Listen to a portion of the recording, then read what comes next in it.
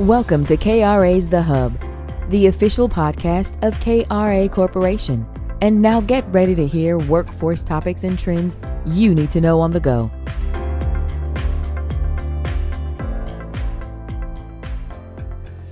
Welcome to another episode of KRA's The Hub, our podcast here, and I am your host, Jonathan Overall. And today we are excited to welcome Heather Leach, KRA's new Vice President of Operations. Heather brings nearly 30 years of experience in workforce development, and today we will get to know more about her journey. We'll discuss leadership and much more. Heather, welcome to The Hub. Thanks, Jonathan. I'm really happy to be here. Hey, well, before we get into things about leadership and the state of workforce development, take us back to the beginning. How did you first find your way into workforce development, and describe for us what has kept you passionate about this work? So, like a lot of people, we find ourselves unemployed. And when I was 28 years old, I fell into the what we used to call the unemployment office here in Idaho, where I live. Now it's called the Department of Labor. And I applied for unemployment. And I was called up for a RECIA. It was called something else back then, but a reemployment interview. And at that time, they said, "Hey, we're hiring here. Would you want to work in this office?" And I just wanted to work, quite frankly. So I took the job, and that's how I fell into workforce development. I knew a little bit about it because I'd actually been on the youth program when I was 20. So I knew it existed, but I didn't quite understand what all it entailed until I was part of it. That's great. And what would you say keeps you most passionate about the work today? So I think what's really important when we talk to people who are in workforce development, and through my work on the NAUDIP board, we did this a lot, and that is, what is our why? Why are we in workforce development? I didn't find my why until about 3 years in. Like I said, I live in Idaho, very rural state. I live in a very small community where a sawmill shut down in 2000. 250 people were immediately laid off from that company. That seems like a lot anywhere, quite frankly, but the community only had 750 people in it. So it was literally everyone lost their job, because not only was it the lumber mill, but it was also the loggers that provided the timber. It was the grocery store that went from 24 hours to a regular day shift, and so on. And so in that time, we won or received a national emergency grant for the dislocated workers.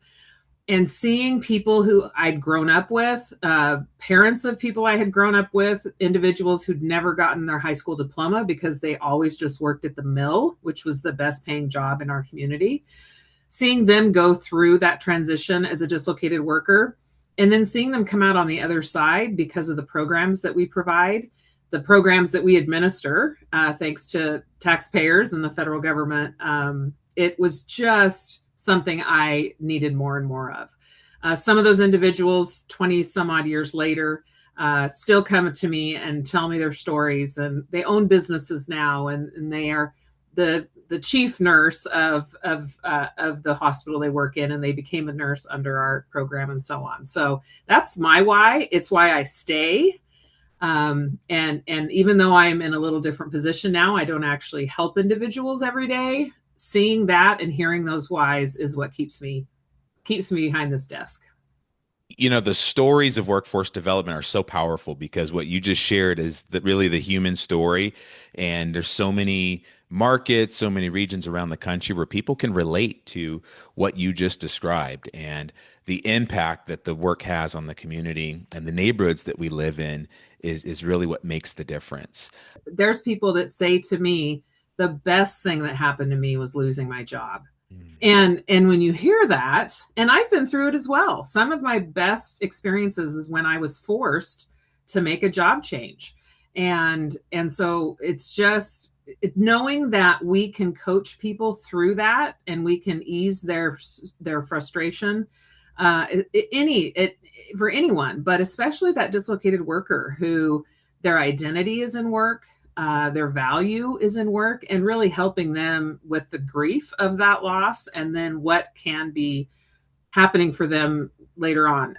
Like I said, many people will say to me, the best thing that ever happened to me was losing my job. And that's not something you hear every day. Your why is something that has carried you throughout your career. And we described the decades that you've spent in workforce development. You just shared with us your entry point into the industry. And you've worked at the state labor department for the state of Idaho. You've worked in executive leadership, overseeing operations in multiple states. What experiences along that journey would you say has really shaped the leader that you are today?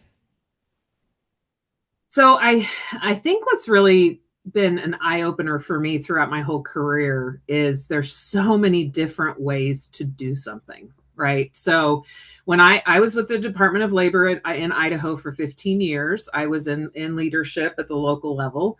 And then I went to Manpower, where I was a very niche part of a large staffing company.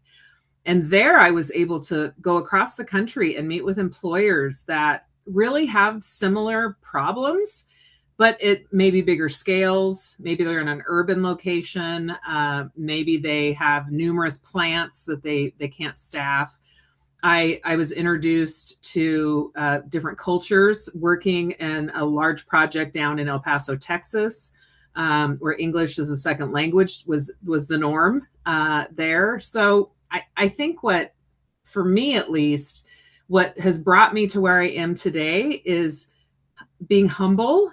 I don't know everything, nor will I ever know everything, because at every new job, every new location, every market, every meeting I have with maybe an individual or a leader, the experiences are different. And so really opening up to listening and learning.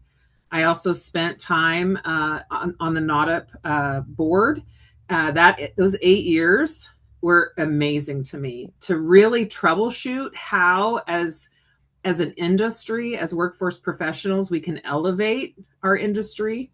My goal has always been to have workforce development professionals as a household name, much like, a social worker or something. We're still not there yet, but for me, we change so many lives every day as an industry, and we have impact that it's not about us, the people administering the programs. Really, it's about the people I lead.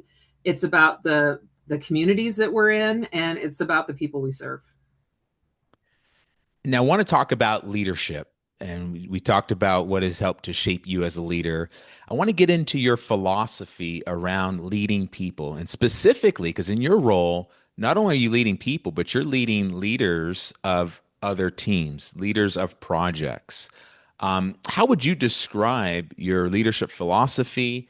And what would you say helps you to become effective in practice with leading high-performing teams? So I was in a session a few years ago, and a gentleman was in at the front of the room, and he was talking about servant leadership.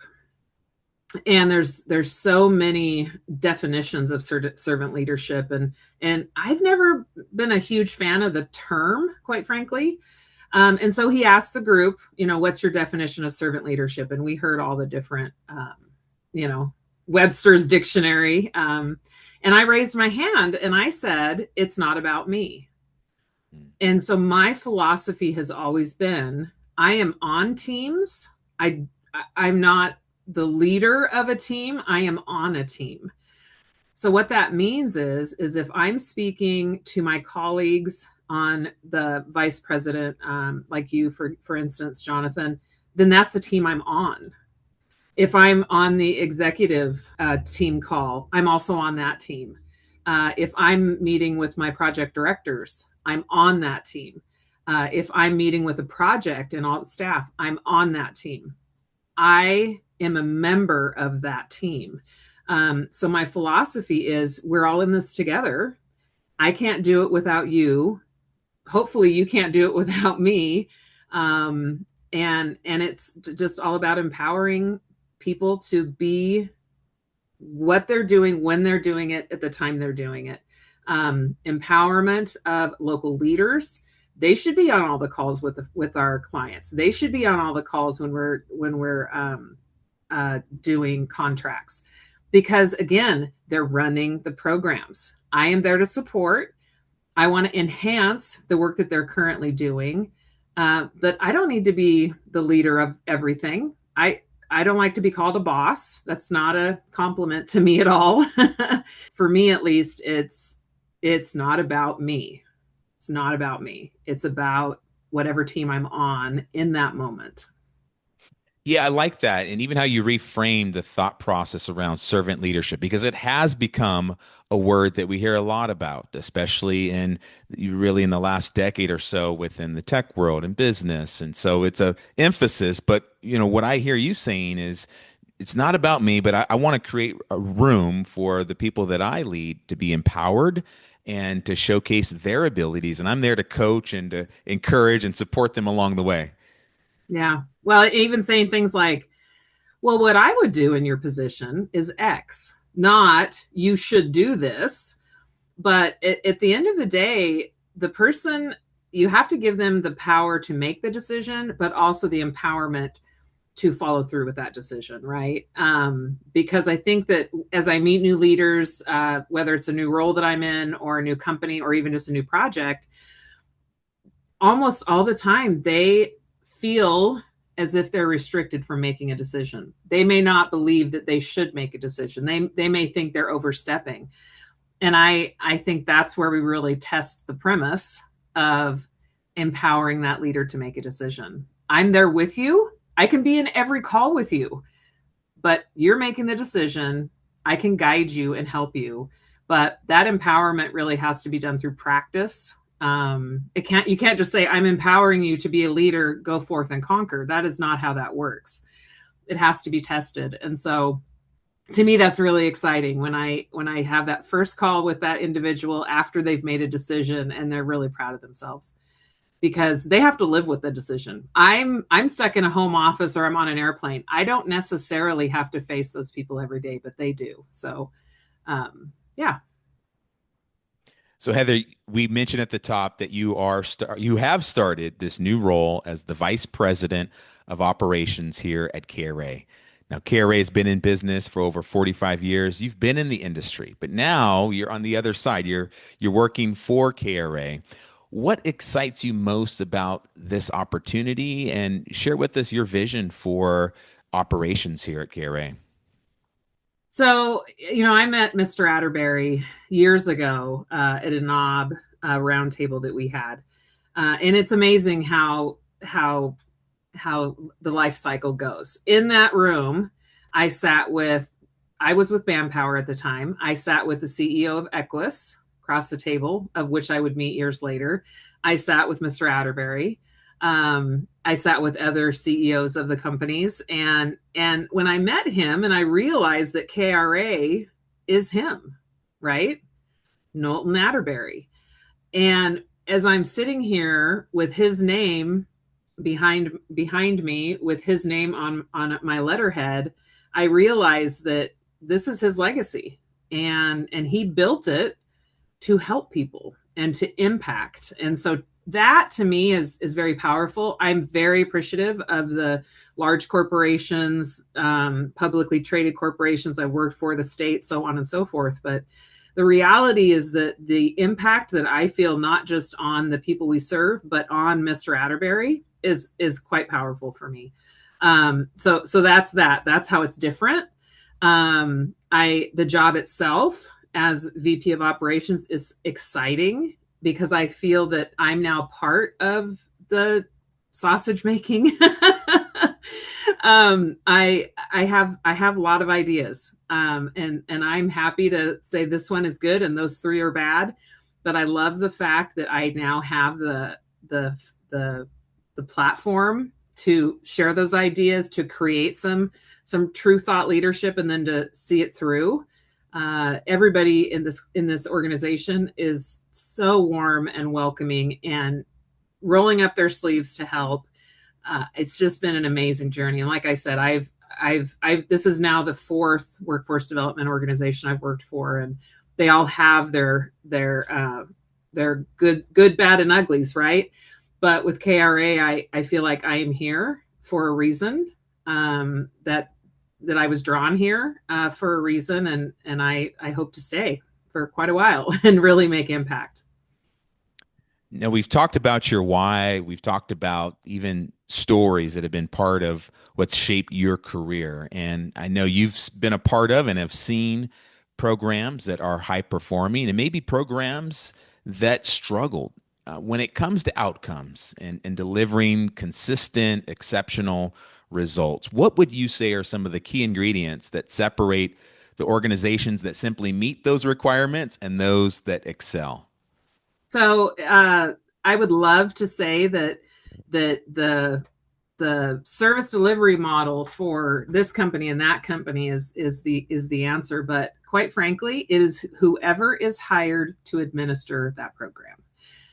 Period. Who is your local leader? How are they showing up? Who is on the team? Do they understand their role? How are they being supported from the corporate level? If something goes bad, who's showing up to help? I have had the privilege of turning pretty significant programs around, and it is all about who the leader is on the ground, how they show up, how they articulate the needs that have to happen to turn the program around, and then what support structure they have. Because if your local leader doesn't have a support structure, they can't be successful either. So yes, I can turn to models that work better than others, absolutely. But the secret sauce is humans. It is the human capital that is deployed on the ground. And what I have found is people with learned experience, people who have been recipients of programs, people who have worked their way up through all kinds of different careers, people in retail, people in food service, people in hospitality. Those are the people you want to hire because they've seen it. They'll think that workforce development is a breeze if they have worked in hospitality. So there's certainly some tips and tricks that I have found in my hiring. But it's just who you hire and then how you support them. Change is something that's inevitable, and workforce development, it is not unlike any other industry right now in the world that is facing rapid change because of technology and innovation and the rise of AI. And for workforce leaders, they have to grapple with this. They have to think strategically, think differently. What's your perspective on how workforce leaders need to be thinking right now, today? And what will it take for organizations like KRA that are workforce providers to remain responsive and positioned for the future?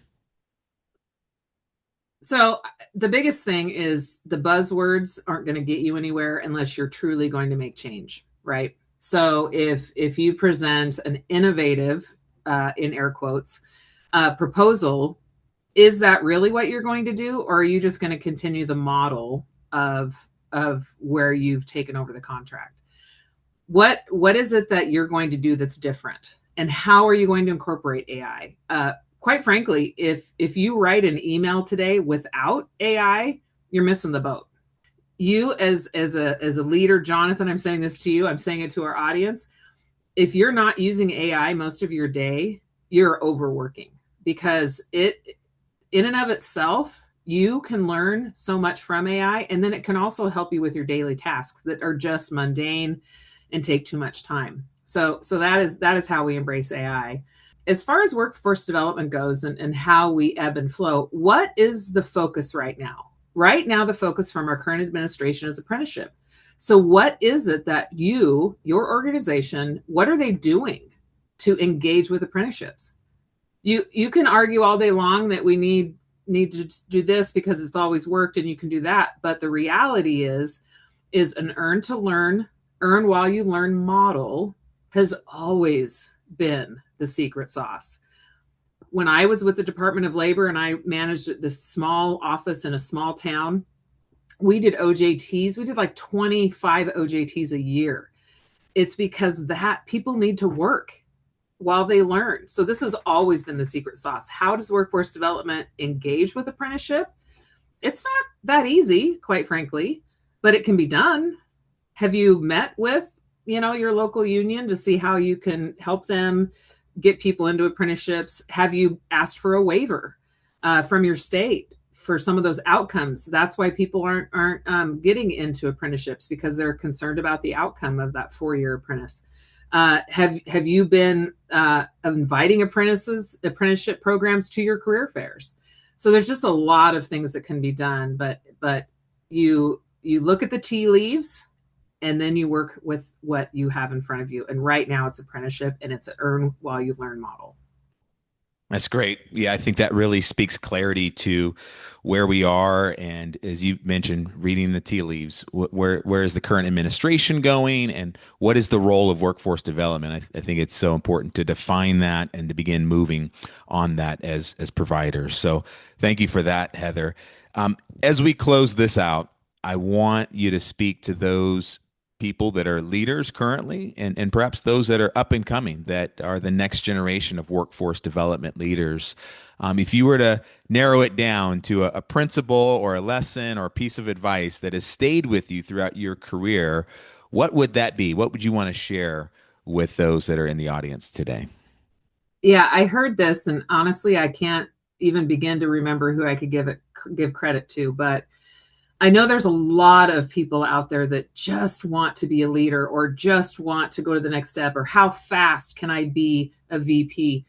Here's the advice that all of us can take, is get really good at what you're doing now. Really focus on what you're doing now. Become the best case manager, QA person, communications director that you can be. Focus on that, and then you look at your next step. Sometimes we are looking at our next step before we concentrate on our current step. So that's the best advice I can give. Really be the best that you can be in what you're doing right now. Such sound wisdom, very clear. Heather, thank you for joining us today in the Hub and providing insights, sharing your background and perspective on operations and even the industry of workforce development, where we are today and where we're going. We thank you for your time today and look forward to you joining us again in the future. And we're excited to have you here at KRA as the Vice President of Operations. Thanks, Jonathan. This has been great. Thank you for listening to KRA's The Hub. Don't forget to subscribe to the podcast on Spotify, Apple Podcasts, or wherever you listen to podcasts. To learn more about KRA Corporation, visit www.kra.com. Thanks so much for listening, and we'll be back soon with a new episode.